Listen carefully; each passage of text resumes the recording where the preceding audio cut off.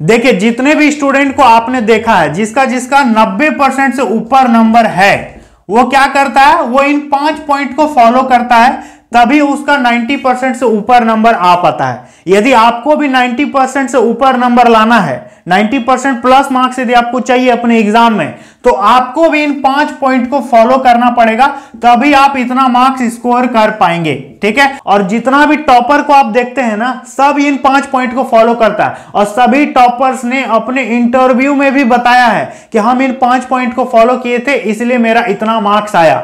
देखिए दोस्तों, यदि आपको टॉप करना है, अच्छे मार्क्स लाने हैं, तो आपको भीड़ से अलग होना पड़ेगा। You have to be out from the crowd, तब आप अच्छा खासा मार्क्स एग्जाम में स्कोर कर सकते हैं। हरीश नाम का एक स्टूडेंट था जिसका मार्क्स यूजुअली 40%, मुश्किल से आता था 60%, कभी 55%, ऐसे ही नंबर आता था उसका। लेकिन जब से उसने इन 5 पॉइंट्स को फॉलो करना शुरू किया, उसके मार्क्स जो है ना इंप्रूव हो गए। उसके मार्क्स शुरू में तो 80% हो गए, इसके बाद 85%, और फिर हरीश ने टॉप भी कर दिया। वो कैसे हुआ? उस हरीश ने क्या किया था, इस 5 पॉइंट्स को फॉलो किया था। तो यदि आप चाहते हैं कि मेरा भी अच्छा खासा नंबर आए, हम भी कुछ करें, कुछ बड़ा करें, तो इन पॉइंट्स को फॉलो कीजिएगा, तो आपके भी अच्छे खासे मार्क्स आएंगे। हम आपको इस वीडियो में पूरी जानकारी देंगे कि कैसे आपको फॉलो करना है, क्या है ये 5 तरीका, A to Z आपको क्लियर करके समझाएंगे। वीडियो को अंत तक देखिएगा, तभी आपको क्लियर होकर समझ में आएगा। चलिए वीडियो को शुरू करते हैं। देखिए पॉइंट नंबर 1 है कि फोकस ऑन एनसीईआरटी। जितने भी टॉपर्स हैं उन्होंने अपने इंटरव्यू में यही बताया है कि फोकस ऑन एनसीईआरटी। एनसीईआरटी क्या है? ये गवर्नमेंट की बुक है। जितना भी बोर्ड है दोस्तों, सारे जो क्वेश्चंस को सेट करते हैं, क्वेश्चन को बनाते हैं, वो क्या करते हैं, वो एनसीईआरटी को फॉलो करते हैं। ठीक है, एनसीईआरटी बुक को पढ़ना बहुत जरूरी है, क्योंकि एनसीईआरटी ऐसा क्वेश्चन है एनसीईआरटी में जो कि अदर बुक्स में आपको नहीं मिलेगा। ठीक है, रेफरेंस के तौर पर आप अदर बुक्स को पढ़ सकते हैं, लेकिन सबसे पहले आपका प्रायोरिटी ये होना चाहिए कि हम अपने एनसीईआरटी को 2 टाइम्स 3 टाइम्स जितना बार भी हो सके उतना पढ़ें। एनसीईआरटी का चैप्टर के एंड में जो क्वेश्चन दिया रहता है वो सबसे मोस्ट वीवीआई क्वेश्चन होता है। मोर देन 80% जो क्वेश्चन है वो एनसीईआरटी बुक से आता है। कोई भी एग्जाम, कोई भी सब्जेक्ट हो, मोर देन 80% जो क्वेश्चन है वो एनसीईआरटी किताब से क्वेश्चन को छापा जाता है। और साथ ही साथ बुक के अंदर में, चैप्टर के अंदर में बहुत सारा सेक्शन रहता है। जैसे कि कोई सेक्शन रहता है डू यू नो का एक सेक्शन रहता है, उस पे बोलता है जैसे कि do you know the pH value of water is 7, तो उससे भी क्वेश्चन उसको क्या करता है, वहां से वो उठा लेता है। तो एनसीईआरटी पढ़ना जरूरी है। ठीक है, और सभी टॉपर्स पढ़ते हैं। जिसका भी 80% 90% नंबर आता है ना, वो एनसीईआरटी को ही प्रिफर करते हैं। तो पहला पॉइंट हो गया एनसीईआरटी पढ़ना। एनसीईआरटी के साथ साथ आप अदर बुक्स को भी पढ़िए, लेकिन पहले एनसीईआरटी को कंप्लीट कीजिएगा। ठीक है, पहला पॉइंट हो गया एनसीईआरटी। दूसरा पॉइंट की बात करेंगे तो दूसरा पॉइंट है इंप्रूव योर राइटिंग स्किल। आप कितनों टैलेंटेड हैं पढ़ने में। आप सब पढ़ लिए, सब नोट्स पढ़ लिए, प्रैक्टिस कर लिए, बहुत अच्छा से पढ़ लिए, लिख लिए, सब कुछ कर लिए, लेकिन एग्जाम में यदि आप उस आंसर को, उस जो आपके माइंड में नॉलेज है, उसको यदि आप बढ़िया से प्रेजेंट नहीं कर पाएंगे अपनी कॉपी में, तो आपका पढ़ा हुआ किसी काम का नहीं है। ठीक है, यदि आप अपने आंसर को अच्छे ढंग से in a better way you are not able to present your answer, तो आपका मार्क्स कैसे आएगा? आप कितनों भी टॉपिक को पढ़े हैं, बढ़िया से सारा चीज कवर करके गए हैं, लेकिन आप अपने उत्तर को, अपने आंसर को एग्जाम हॉल में प्रेजेंट नहीं कर पा रहे हो, कैसे आपको लिखना है? तो जितना मेहनत आप पढ़ने में लगाते हैं, उतना मेहनत आपको राइटिंग स्किल को इंप्रूव करने में भी लगाना होगा। इस पर हम एक वीडियो लेकर के आएंगे बहुत जल्द, कल परसों वो वीडियो आ जाएगा कि कैसे आप अपने राइटिंग स्किल को इंप्रूव कर सकते हैं। क्योंकि मानते हैं कि आप बहुत अच्छा से सोशल साइंस पढ़ के गए, सारा चीज पढ़ लिए, फ्रीडम का पूरा हिस्ट्री पढ़ लिए, लेकिन क्वेश्चन वहां पर यदि आता है कुछ,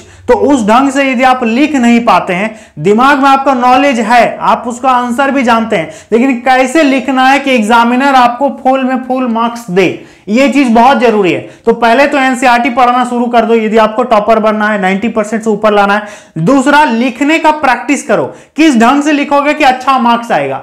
नॉलेज तो सबके पास है, लेकिन क्या सब बढ़िया ढंग से लिख पाता है? नहीं लिख पाता। सर तो सबको बराबर पढ़ाते हैं क्लास में, लेकिन एग्जाम हॉल में जो कॉपी मिलता है, आप कॉपी के साथ तो नहीं जाते हो। आपका क्या जाता है? आपका जाता है तो सिर्फ कॉपी। आप जो लिख के दोगे ना वही आपका जाएगा। जो कॉपी को चेक करेंगे वो तो सिर्फ आपका कॉपी देखेंगे कि ये कैसा लिखा है, आंसर को कैसे प्रेजेंट किया है। ये बहुत इंपॉर्टेंट है दोस्तों, बहुत ज्यादा फर्क पड़ता है। तो तैयारी करने के साथ साथ आपको अपने राइटिंग स्किल को इंप्रूव करना बहुत जरूरी है। हम इस पर एक वीडियो लेकर आएंगे। कितने लोग चाहते हैं कि इस पर वीडियो बहुत जल्द आए? कमेंट में आप लोग अपने अपने स्टेट का नाम जरूर बताइएगा, ठीक है। तीसरा पॉइंट ये है दोस्तों कि right in your own word. Exam में आपको क्या करना है?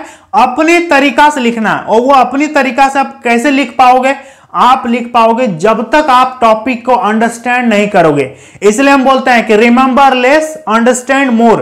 किसी भी टॉपिक को क्या करो? रटो मत। आप क्या करो? उसको समझो। यदि आप उसको समझ लेते हो बढ़िया से, if you are able to understand any topic very well, यदि आप किसी टॉपिक को बढ़िया से समझ लेते हो, बढ़िया से जान लेते हो, तो आप दूसरी तरीका से भी एग्जाम में उसको लिख पाओगे, पॉइंट वाइज लिख पाओगे, एग्जाम्पल दे पाओगे, ठीक है, रेफरेंस दे पाओगे, ठीक है, मैप बना पाओगे। तो यदि आप किसी टॉपिक को समझोगे नहीं तो आप वहां पर बढ़िया से लिख ही नहीं पाओगे।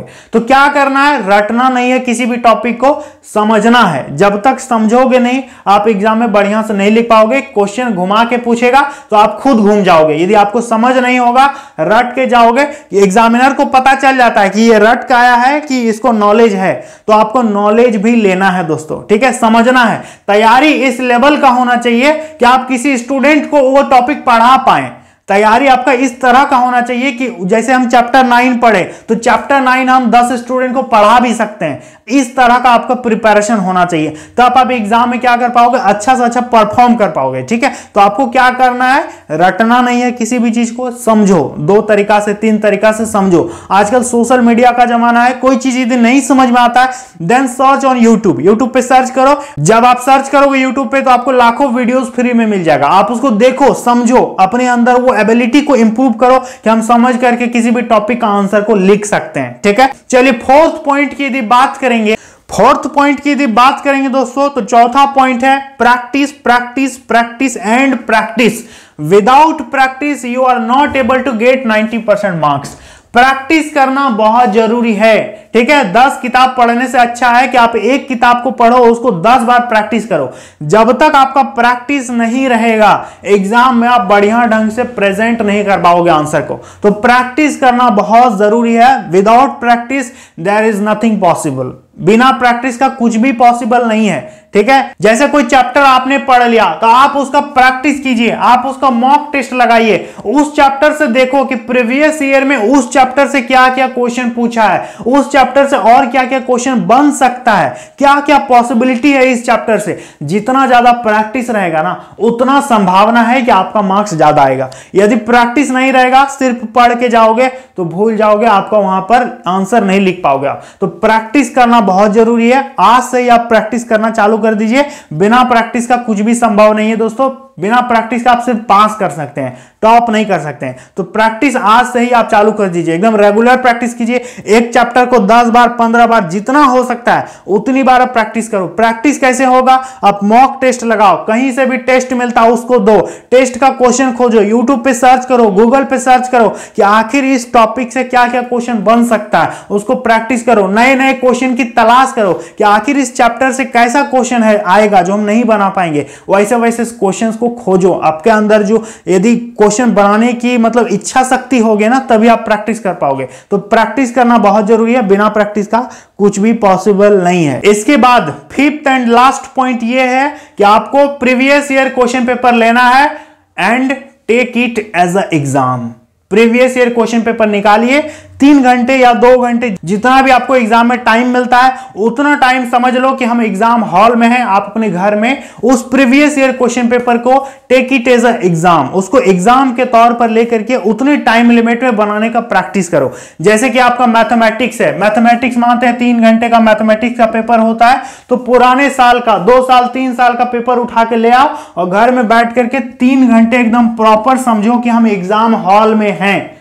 कोई भी आपके पास बुक्स नहीं होना चाहिए, कोई भी फोन नहीं होना चाहिए, बस आपका क्वेश्चन पेपर रहेगा और आंसर सीट रहेगा कोई भी कॉपी में, और 3 घंटे में देखो कि आप गिवन टाइम में उसको सॉल्व कर पाते हो कि नहीं कर पाते हो। ये चीज यदि आप करते रहोगे तो आपके अंदर वो इंप्रूवमेंट आ जाएगा, वो एबिलिटी आ जाएगा। एग्जाम हॉल में आपको मतलब ऐसा नहीं लगेगा कि हम कहां पहुंच गए, और एग्जाम हॉल में आप अच्छा से अच्छा परफॉर्म कर पाओगे। ठीक है, तो आपको क्या करना है कि एग्जाम के जैसा माहौल में जीने की आदत बनानी होगी। एग्जाम के जैसा माहौल में आपको रहने का क्या एक मतलब प्रैक्टिस करना पड़ेगा। ठीक है, तभी आप कुछ कर सकते हो और 90% से अच्छा मार्क्स ला सकते हो। तो पॉइंट नंबर 1 एनसीईआरटी को फोकस करना है। पॉइंट नंबर 2 अपने राइटिंग स्किल को इंप्रूव करना है। पॉइंट नंबर 3 अपने वर्ड में लिखना है। पॉइंट नंबर 4 ज्यादा से ज्यादा प्रैक्टिस करना है। और point number 5 previous year question paper को take it as a exam, मान लो कि वो मेरा एग्जाम ही है और उस ढंग से आपको प्रिपरेशन करनी है।